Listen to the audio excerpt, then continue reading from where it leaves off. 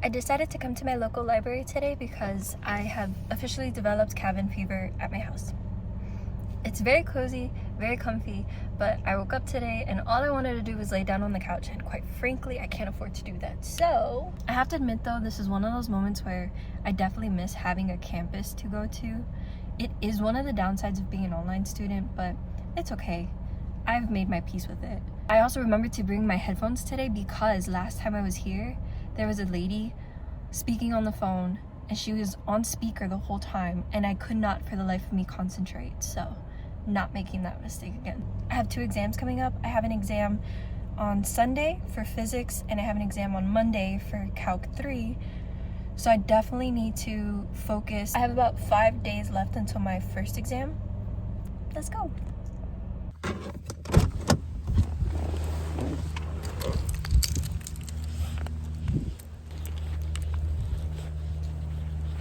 So apparently there was a fire at the library and I can't study at this one, so I'm gonna have to find a different one and hope for the best. It sucks though, because this one closes the latest, but they currently have the whole place filled with fire trucks and it doesn't look like it'll empty up anytime soon.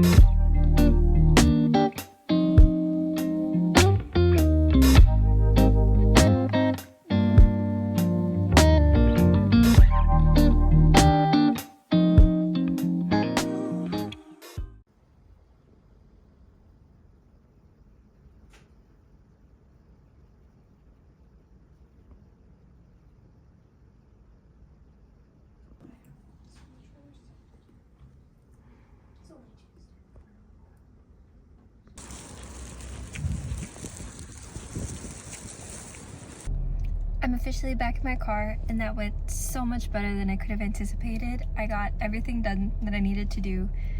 So it was definitely a good idea coming to the second location instead.